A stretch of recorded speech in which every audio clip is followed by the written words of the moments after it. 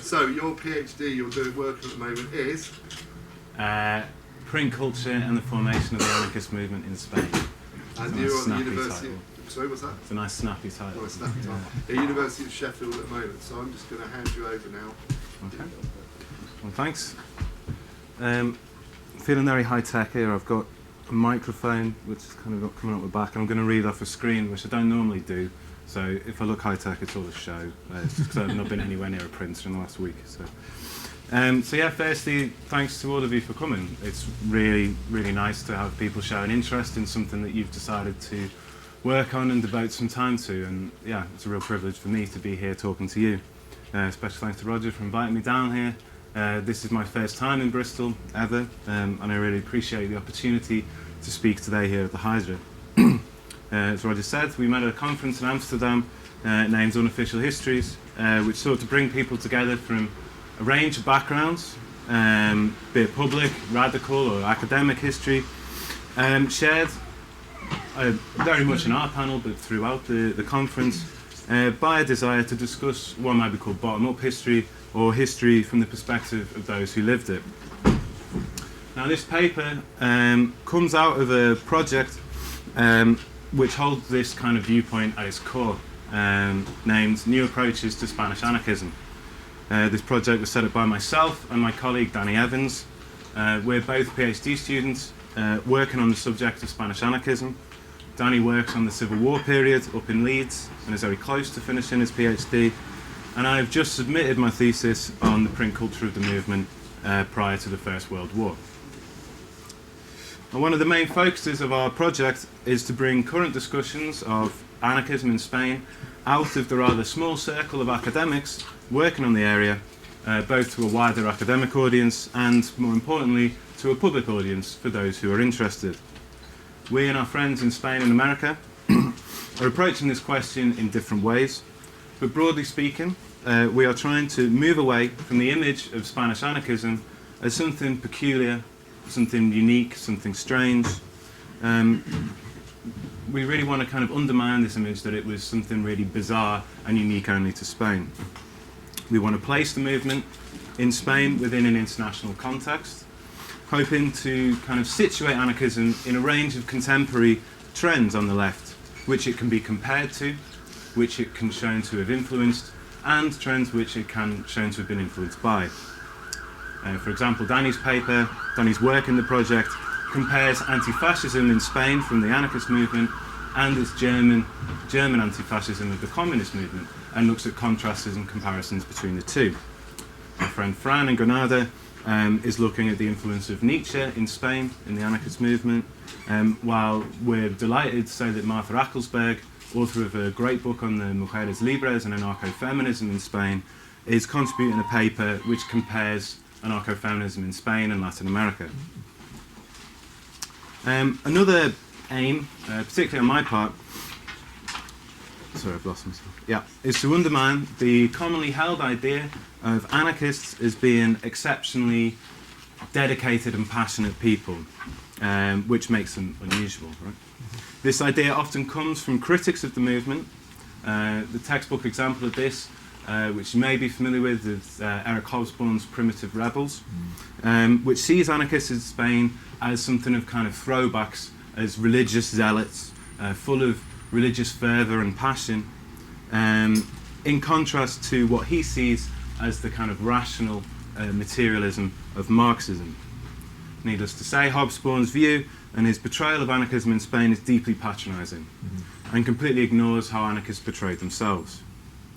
The image of exceptionalism also comes from contemporary writings within the movement and from sympathetic historians who wish to portray anarchists as the most committed to their cause and unlike any others on the left. Both critics and sympathisers of the movement want to show how anarchists were different to others, that they were unusually devout and driven, and often overlooking how anarchists portrayed themselves and their ideology as a rational and considered response to their political and social context. Now, this idea of anarchists as being strange and unique has largely, although not entirely, been chipped away at in academic writings on the subject, yet it persists in the work of non-experts, and I think it is remains strong in a wider sort of public view.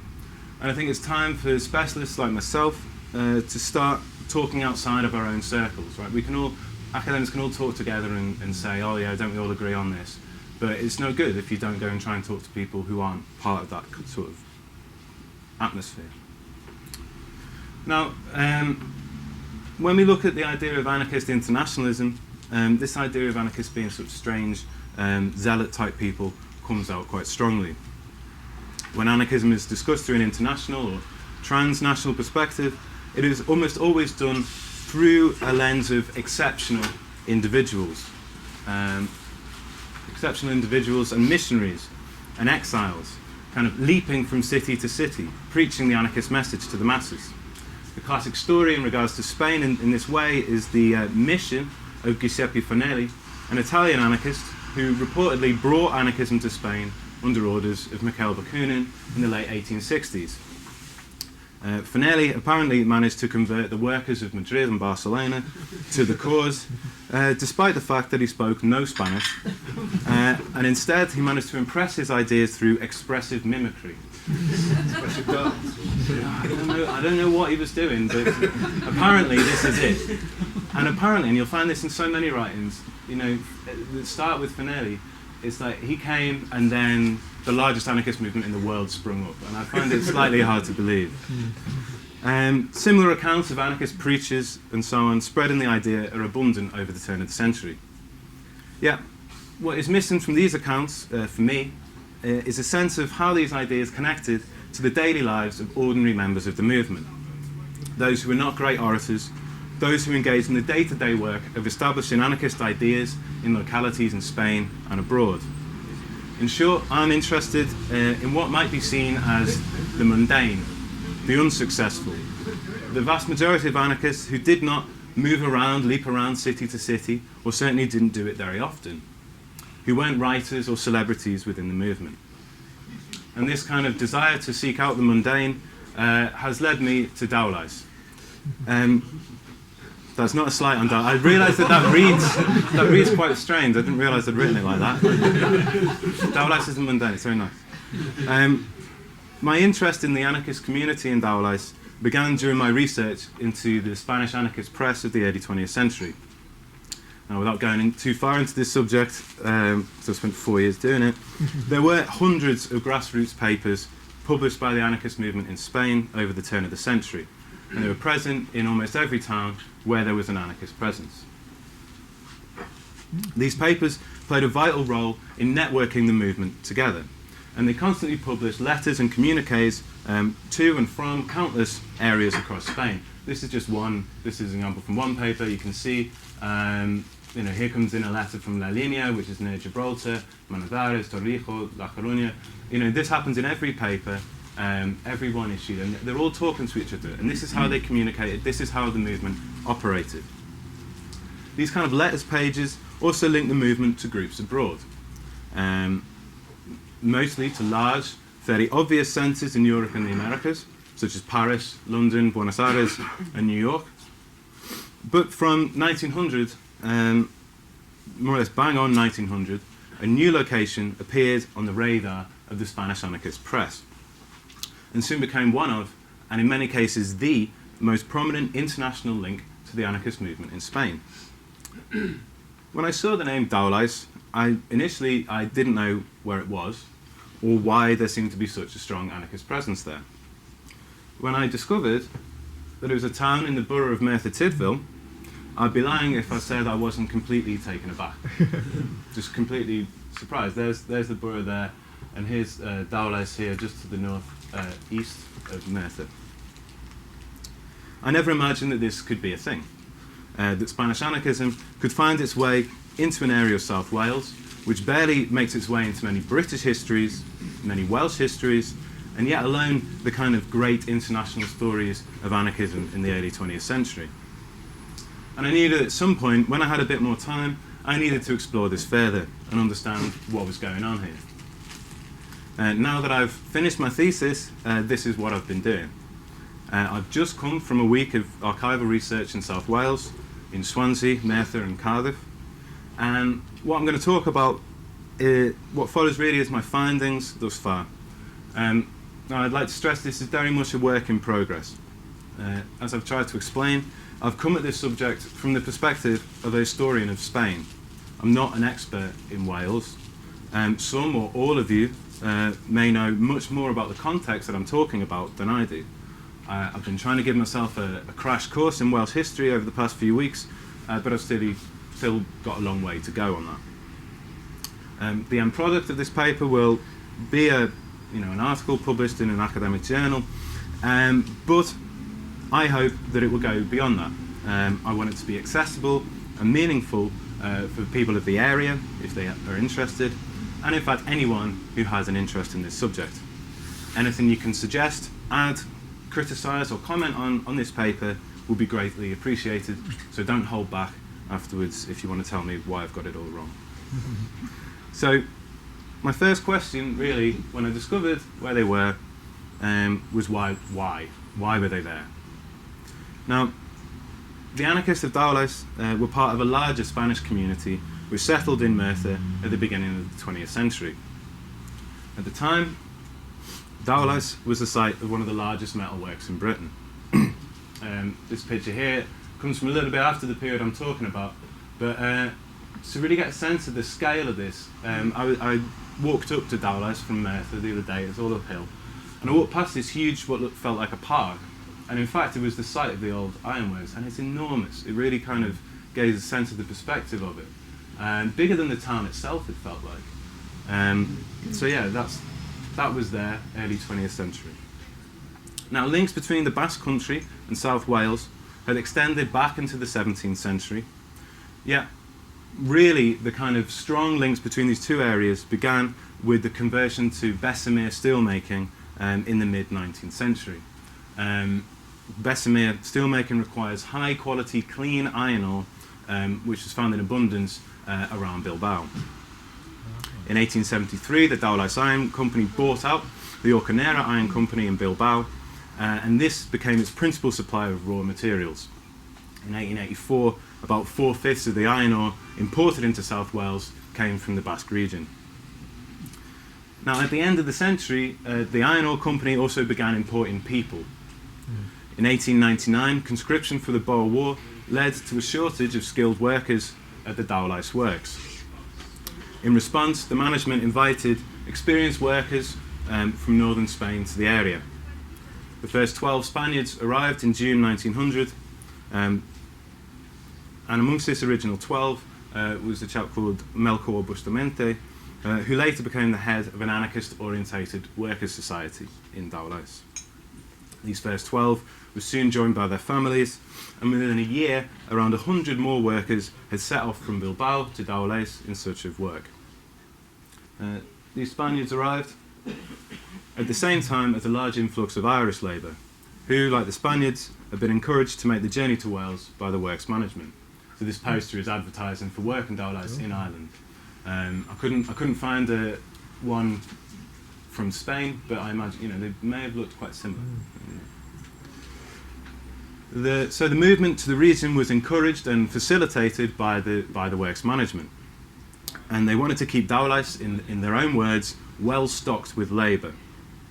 In 1901, the works built a row of bungalows close to the A4 works in the town to accommodate the new arrivals, named Alfonso Street, and it's still there today. That photograph was taken by me on Wednesday, and from the old photographs, it's still looking quite similar. I doubt they had the wheelie bins or the cars, but otherwise that's them. You can see they had a small little garden at the back as well. So these little single-storey cottages were built for them.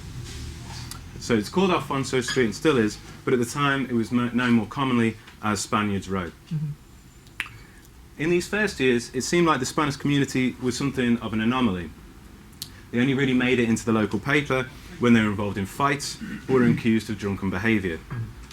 Few histories or memories of the area mention the earlier Spaniards in the town, although a recent paper published by Stephen Murray and Oscar Alvarez Gira does a good job of portraying this initial movement. Now, things really accelerated in 1907. There was a strike in the works, and this prompted management to start recruiting unskilled labourers from Spain. Sorry, I forgot to move on there. This is a map. I don't know how clear it is. This is Dowlais in 1914, and that's where Alfonso Roa is, right next to the I4 works there. The actual main works are here down to the south and would be a much, much bigger area. So yeah, that's an idea of the town.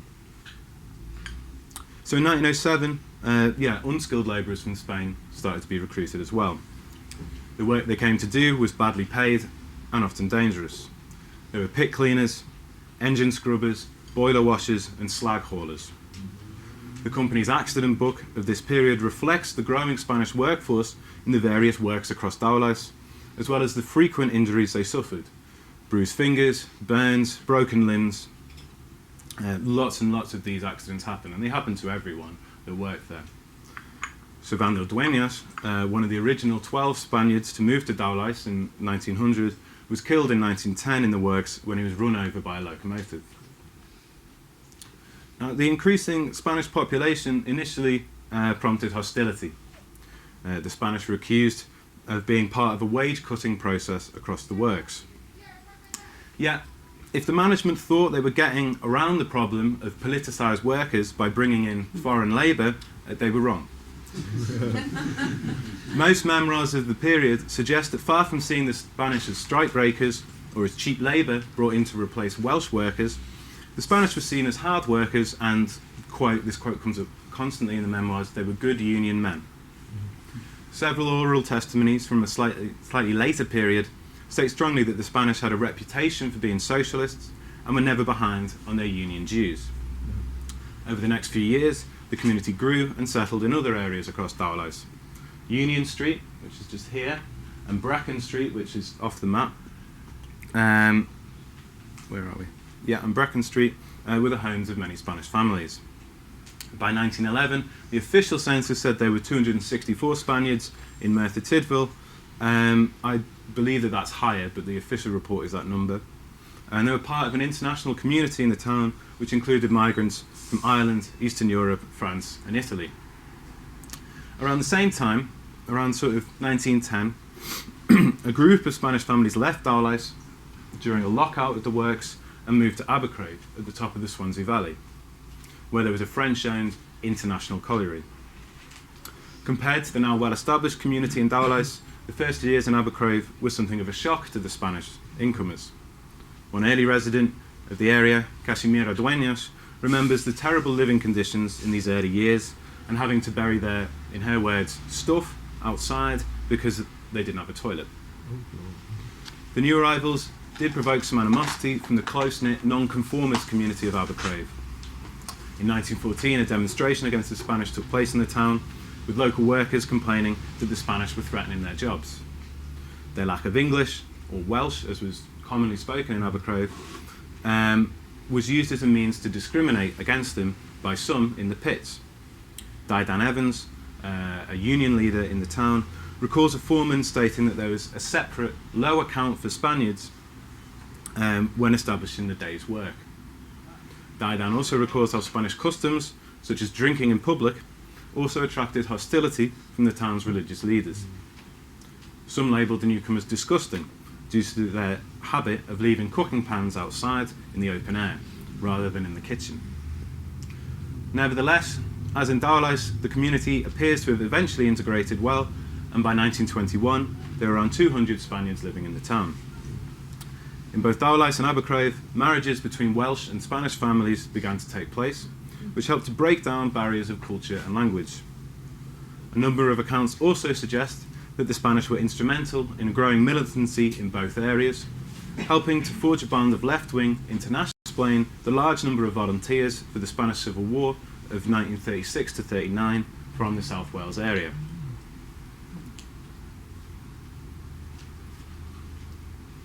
Now, this is the account of the Spanish in Dowlais, which you will find in a number of local histories, as well as in the work of Hugh Francis, Miners Against Fascism, and The Fed, written with David Smith. As I've mentioned, I've just come from doing some research with the oral testimonies and local records across these areas, and most follow this familiar tale of initial difficulties, growing integration, and a shared political outlook. I don't want to dispute this account. It's too strong a theme in too many histories and memoirs to ignore. Yet, I find it quite difficult to square with the accounts that I have from the Spanish anarchist press, which I'll get into in a moment.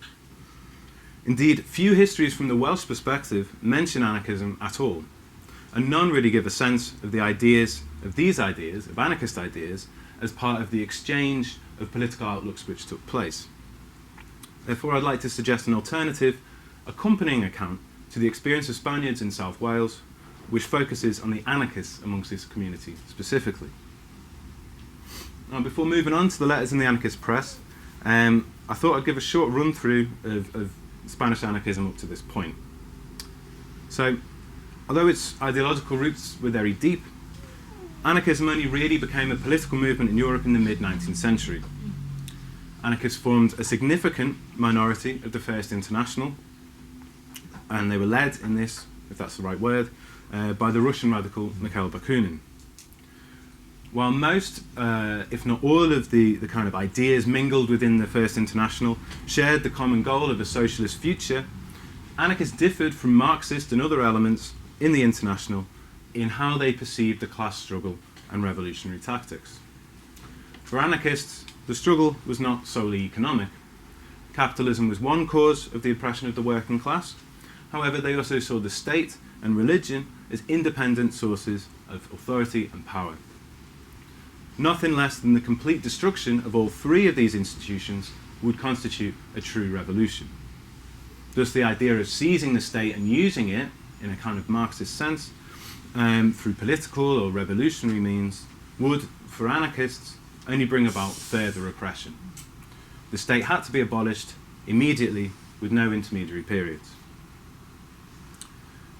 In most countries, particularly after the defeat of the Paris Commune, anarchism was a minority and found only small pockets of support in countries such as France and Italy. In Britain, the movement really failed to attract a substantial support from the working class. Yet Spain was different.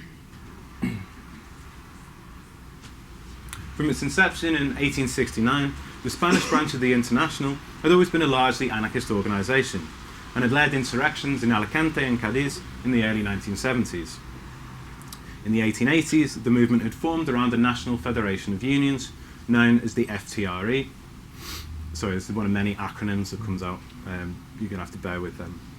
Now, the FTRE was organised along anarchist principles of bottom-up decision-making and a commitment to revolutionary action. The strength of this organisation contrasted with Spain's socialist movement, which was committed to a parliamentary strategy, and they were very conciliatory in labour disputes, both of which were seen as futile by large sections of the Spanish working class. The Socialist Nationalist Union was only formed in 1888, 20 years after the anarchist organisers began work, and this remained weak until the early 20th century. The Socialist Parliamentary Party, the PSOE, won only its first seat in 1910 and was largely marginal until after the First World War.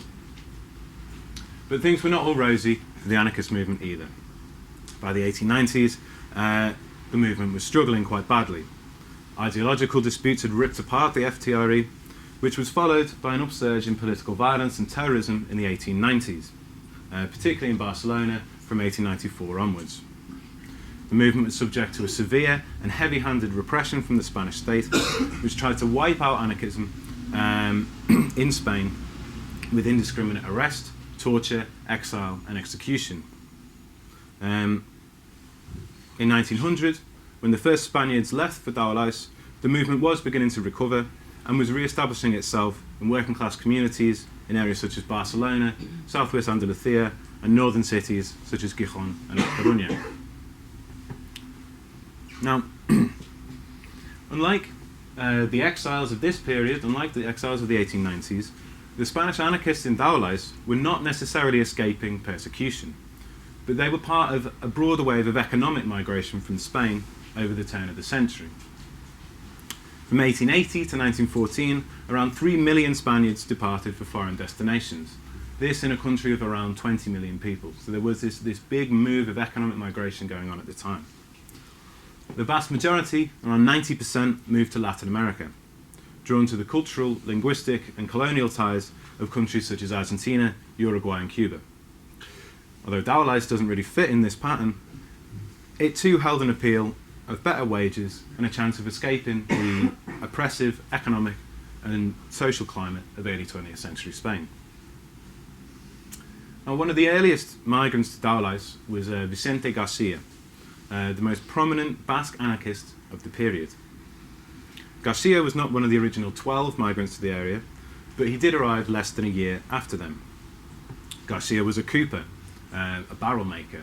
I'm not really sure why he felt that working in the ironworks would be good from that background, but he went nevertheless.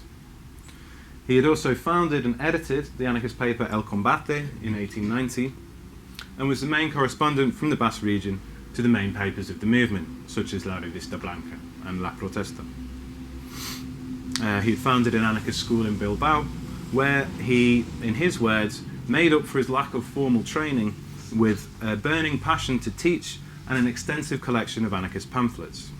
For him, that was all you needed. You didn't need to be trained as a teacher, you just need to do it, and you needed some anarchist pamphlets. For reasons I'm still unclear of, soon afterwards Garcia left for Dowlais. There's a suspicion that he was escaping arrest, but I've been unable to prove this. He took up lodgings in Union Street, there it is at the turn of the century, along with the master boilermaker Melchor Bustamante.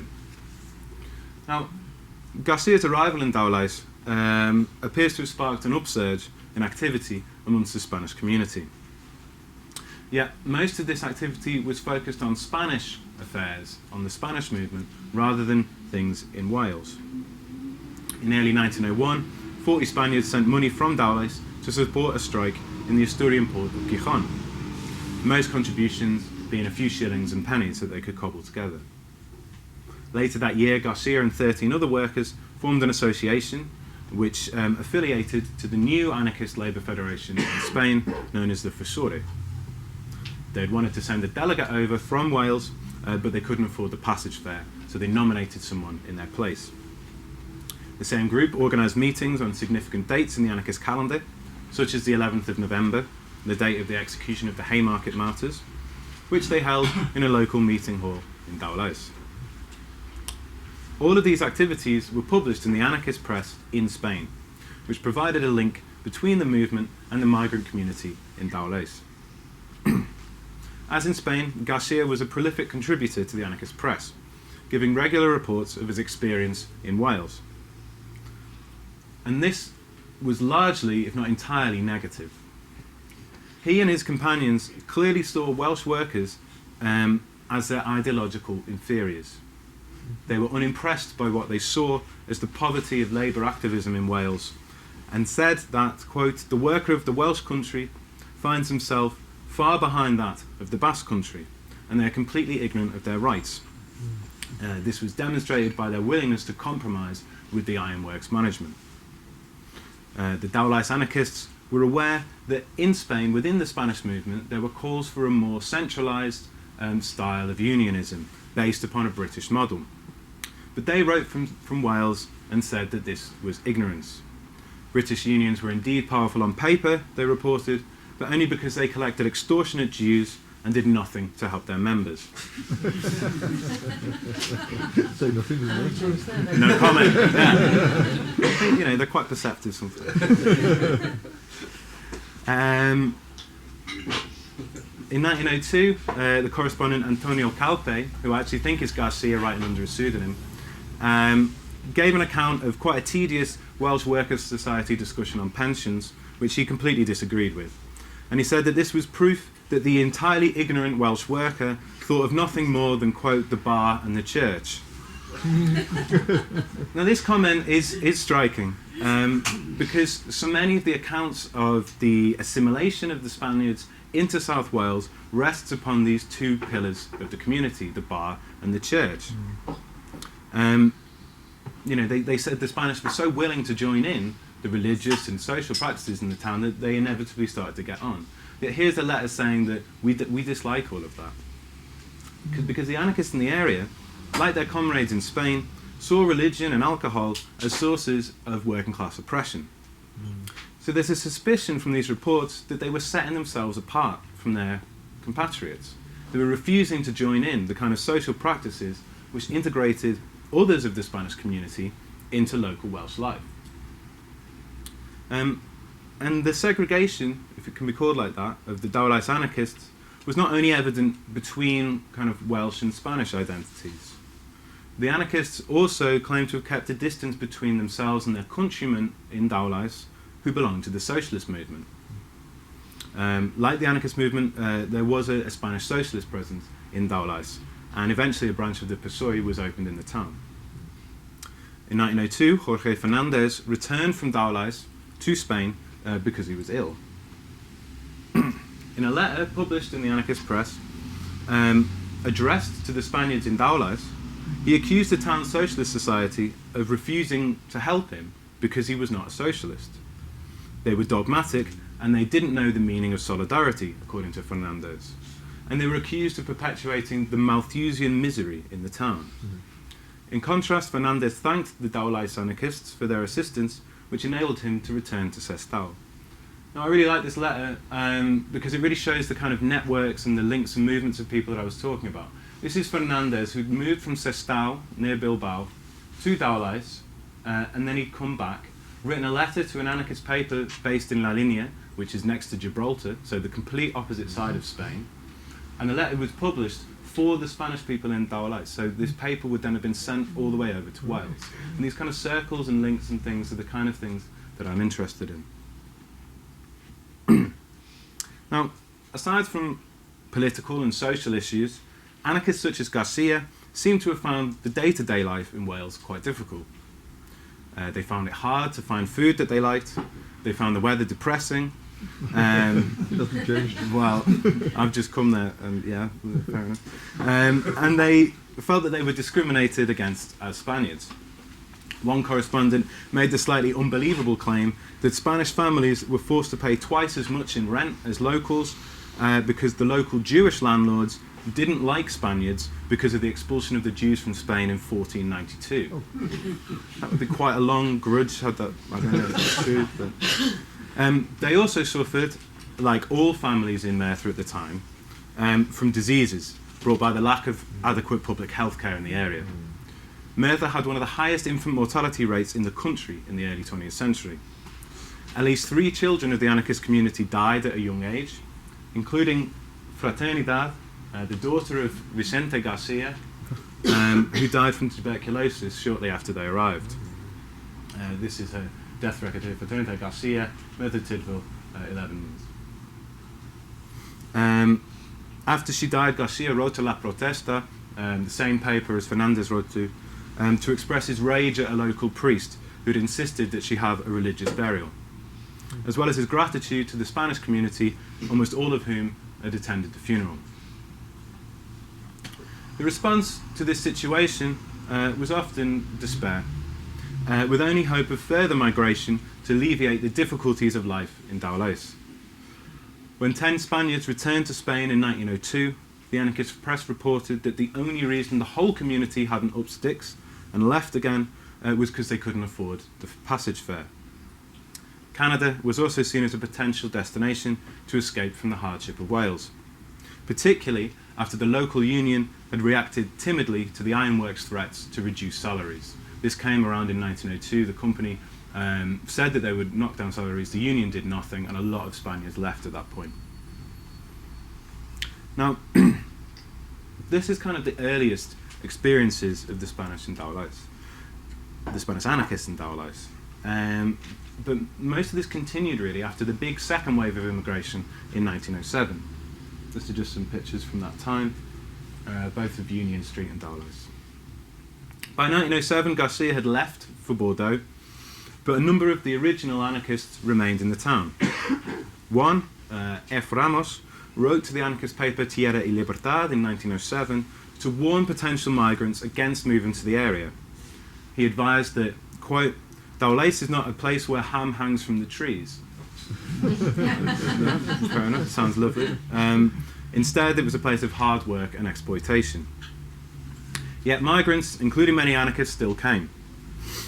In this period, there were fewer of the longer kind of letter-style reports which give a sense of the experience of the area. But the anarchists of the town remained amongst the first Spanish-speaking anarchist groups anywhere in the world to subscribe to new publications. They requested new editions of anarchist pamphlets. They were among the most willing and frequent donors to support campaigns launched by the anarchist press in Spain. Money to anarchist publications was usually wired over. Indeed, the records of Lloyd's Bank in Merthyr show several payments from the town to the editors of papers such as Tierra y Libertad.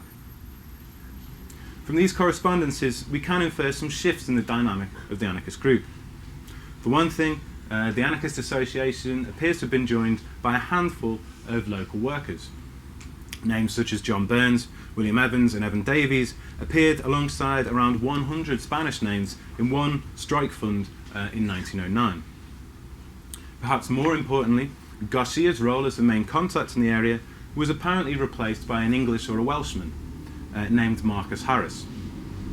Unfortunately, I've been unable to track down anything substantial about Harris other than that he lived in the same street as a number of Spaniards, this street, Union Street.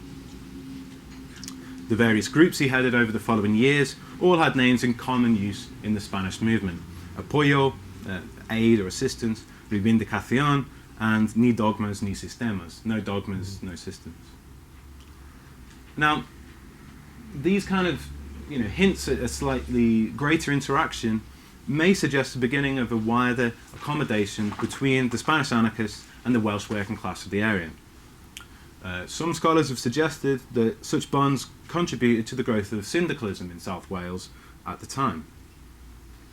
Like the original Spanish anarchists of Dowlais, from 1908, the rank and file of the South Wales Miners' Federation was growing increasingly critical of their union leadership and its commitment to conciliation with employers.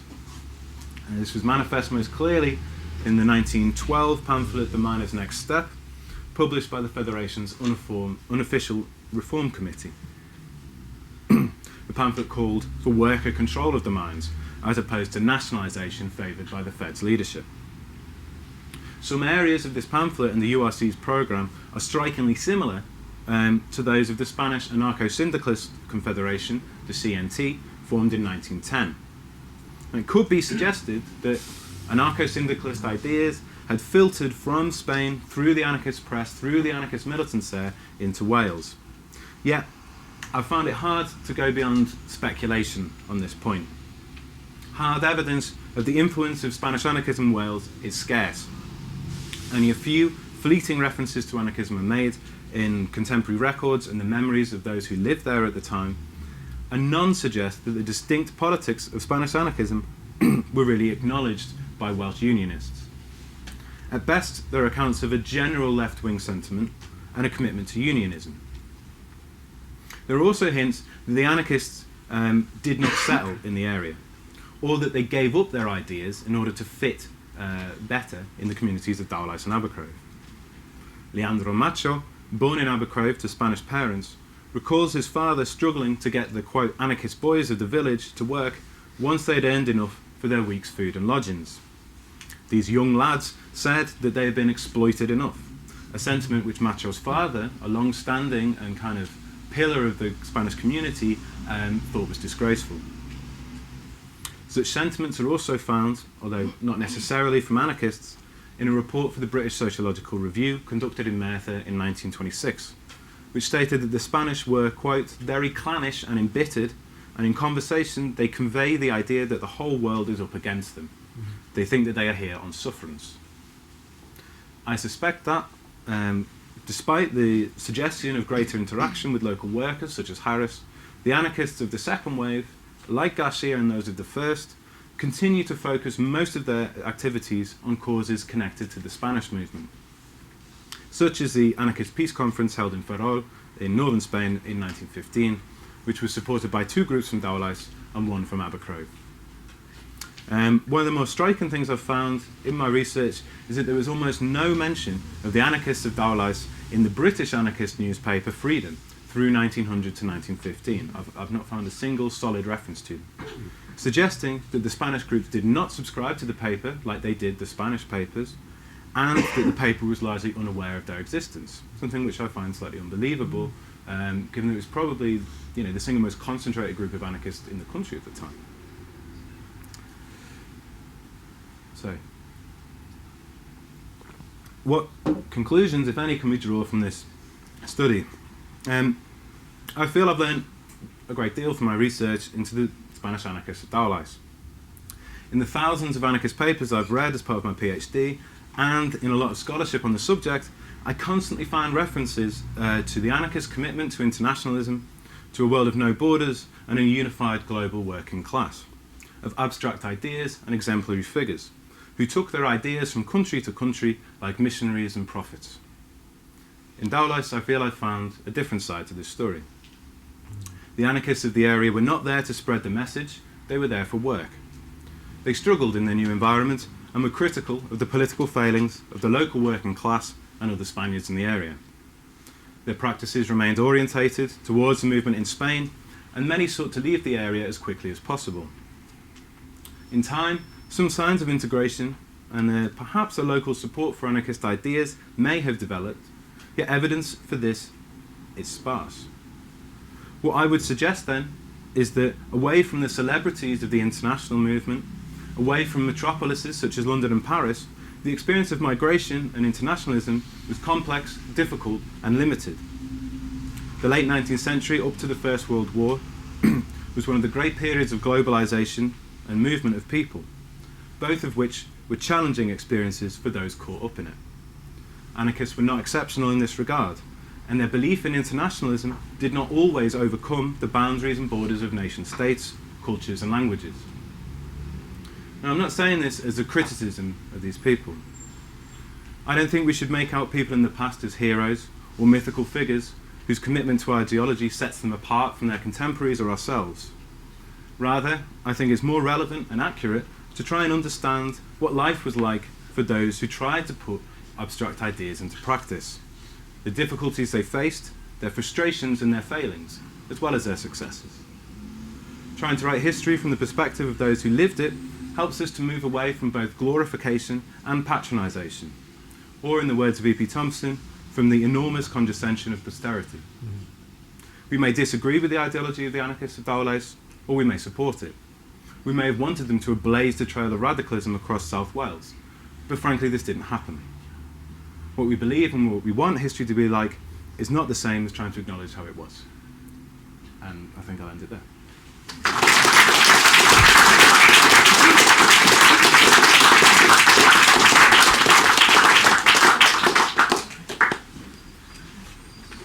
Cheers. That was great, very interesting. Right, any questions? Can someone move across there? Can I move across the room? Is that the first right, yeah, I've got one Mike first and then here. So Mike. Hi, that was great and really interesting.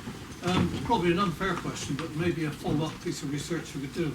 Wouldn't it be useful, obviously, to get a comparison whether there's any other Spanish community within Britain to see what happened there? Do you know of any other settlements? I know of, there's quite a strong community in London, of anarchists in London actually, and that was a centre for exiles and kind of political refugees. Beyond that, I'm not familiar with ones at this particular junction. I'm sure there are, but I'm not.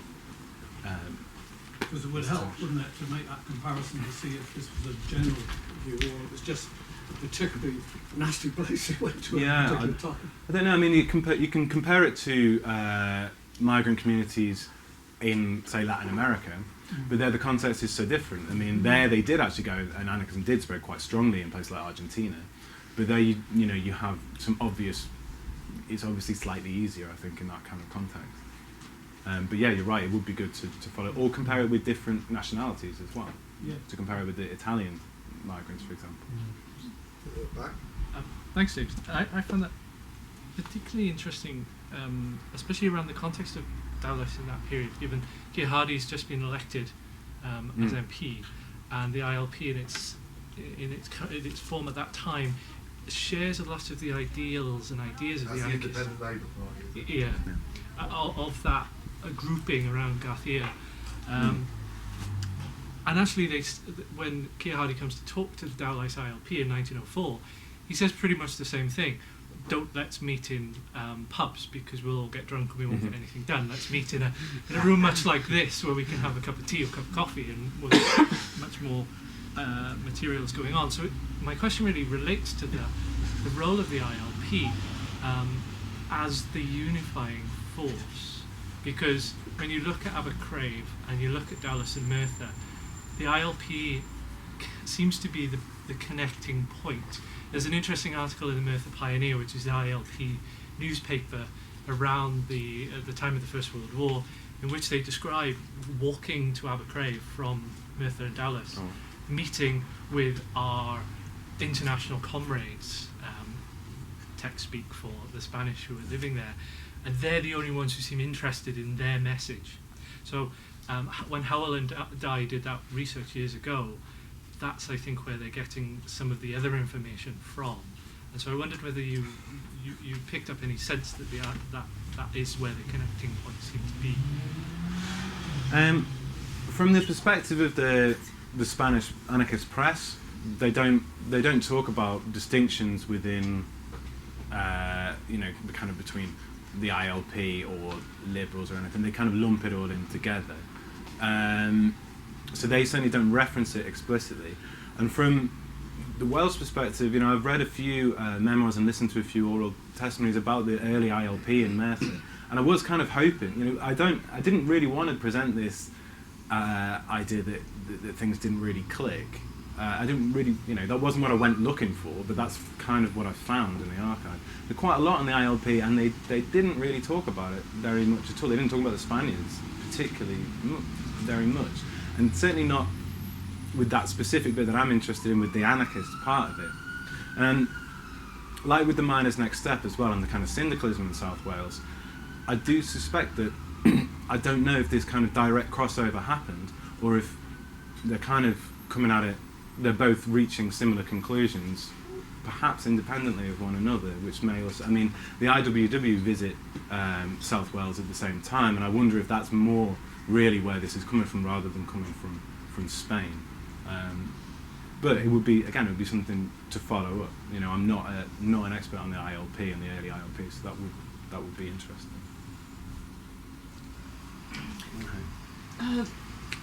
Do you know how much effect the religious revival of the early 1900s might have had on dampening political thought in Wales at the time? I don't. Unfortunately, short answer. Do you want to explain the religious revival quickly? There was a tremendous religious revival, kicked off about 1904, I think. Yeah, that's right, And I yeah. don't know whether it was mainly in the 1904 to countryside. yeah. It was particularly around the industrial areas as well. As well, right. There was a chap called Evan Roberts who was, I think he was a Methodist minister. Not the big, Old Testament patriarch beard. Quite a young, good-looking fella. And he absolutely packed them into the chapels. They couldn't get enough of him. Sort of a Billy Graham type. Yes, yeah, very, very charismatic. Yeah. And one person in Aberdeen was carted off to the asylum with acute religious mania. Put somebody with a Probably wouldn't have given a great boost to anarchist No, thinking. probably not. It was absolutely huge, the religious revival. They closed pubs, they closed rugby clubs. That's right. It was the end of distilling in Wales. It ended the So the distilling ISIS industry. or something. Yeah. But it is so enormous. Like they stopped meeting in chapels with him because it was so big. It was all out in the open. There were hundreds of thousands at each one. A lot of breweries converted to making soft drinks. Idris. That's right, yeah. Which, it's interesting, and it's not a comparison that I like, but, anarchism is sometimes compared to Protestantism, and saying the reason it's so strong in Spain is because they never had Protestant, and it's this kind of austere Puritan reaction to Spanish Catholicism. And I don't really buy that, because I think it's very different. But they do, there are quite, they do say don't drink, they do say, don't do all these things. There are some parallels, but I don't think that's enough to compare them. And also, in terms of religion, particularly I find in Spain, but also when they're writing from Dowlais, religion's a bit of a brick wall for them. They just don't engage with it. It's such an anathema, the idea of religion, that their comments on it are generally just, it's terrible, it's always terrible. They don't give some details about the revival. So I haven't found too much on that. We, a group I belonged to in Cardiff had an exchange with Italian anarchists Yeah. a couple of years ago, and I remember trying to explain to one of the Italians that most of Christianity in Wales was nonconformist, and people elected their own ministers. They were absolutely astonished. They couldn't believe such a thing. You know. So there must be a lot of non-understanding, a lot of different basic assumptions. It's a completely That's different what- perspective, isn't it? Yeah, I mean, just to say quickly before the next bit, it's a real shame that in some, I mean, I held that position when I was about 20. You know, this kind of, it's all nonsense, but actually it's very important to actually get to grips with the different forms of religion, their relation to politics, and especially in the working class. Wales is a great example. And with black people in Well, America. that's right. as Yeah, well. I mean, understanding and try and deconstruct a bit more effectively and go, it's all bollocks. Anyway, sorry. You're next. It's fairly obvious, but I just wanted to say, surely the language was a huge barrier because they'd have to learn Welsh to speak to the people they were working with, and then English to communicate with movements across Great Britain, and clearly that must have been a huge barrier. Yeah, definitely. I mean, I know Garcia did speak English, and I knew that, but most of them didn't. Certainly most of them wouldn't have spoken Welsh. I don't know if Welsh would have been too much of a barrier in Dowlais, but certainly in Abercraf, where most of the memoirs are very much, this was a Welsh-speaking community. And more generally, looking beyond the anarchists, there are a lot of reports that they did learn Welsh, they did learn English, eventually. But this is kind of one of the broader points that I was, perhaps it was a bit oblique, but most of the kind of stories and the memoirs of it suggest that there's this, there's a difficult beginning, but then everything's all right by 1920. And I'm kind of inclined to say, well, yeah, but that's 20 years where it's difficult. Like, I think that's important. 20 years is a long time. That's a generation of people, and that needs exploring as well. It's not good enough to say, in the end, it was all right. Right, Samuel. Now come back to me, I'm going to mull it over a bit. Sorry, there was one over there and then you. I was just wondering if you knew what sort of like the situation in Spain currently in terms of the anarchist movement. Is it still quite strong? I'm not that hot. I'm not that on it, to be honest. At the moment, I feel I've been in my weird PhD bubble for a while. It's certainly not articulated how it used to be. I mean, it was particularly in the 30s, but also kind of after the First World War, a huge, enormous organised movement, at least 1 million strong after the First World War, and much more during the Civil War. There's nothing like that. The CNT still exists, but it doesn't have the same scale of support. But one of the things that the kind of bigger project that I'm working on again is trying to perhaps look beyond the kind of label of anarchism and see how similar ideas are evident, throughout. And you can see similar ideas in the Quince Mayo movement, perhaps. Although again, I'm hesitant to kind of make that direct comparison. People ask me about Podemos quite a lot, if there's some kind of connection there. Again, like religion, though, I mean, standing for election is a brick wall to the anarchists. They just wouldn't. They wouldn't countenance that kind of behaviour. So, everyone's got their moral lines, and that was there. So, I don't know. I think Podemos is actually comparable to different political groupings in the early 20th century. Yeah, I just wanted to make I've lived in South Wales and in Spain and stuff, and I know quite a lot about sort of language and stuff. And I think the point about language, learning English, you can learn to speak English well enough, I would think, to explain the basic concepts of anarchist syndicalism without being able to either read or write well enough.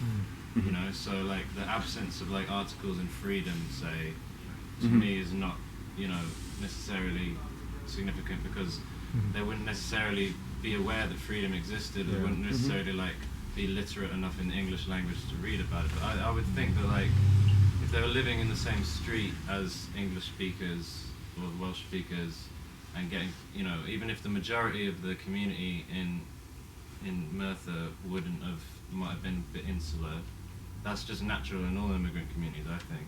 And then, I think even if just a few people became mates, and had conversations in kind of broken English, to me, I think that could have well happened, like, and inspired some people, but they might not have used the word anarchism. They might have just said, like, well, you know, we should control the means of production directly without it being nationalised by the state, or we should have, you know, unions without bureaucracies, and, you know, you can explain those concepts without needing to use the word anarchism.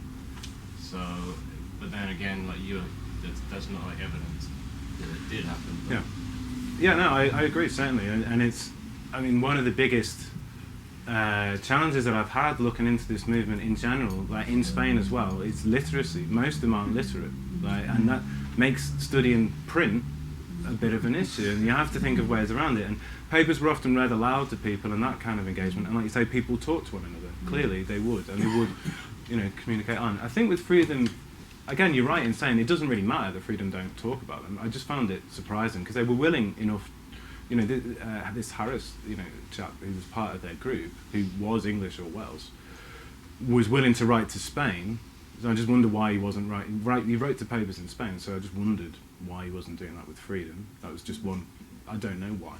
Well, to be honest, I was an anarchist in the 1980s. I'd have had nothing to do with freedom. So that may be one of the reasons. So maybe an ideological fit somewhere.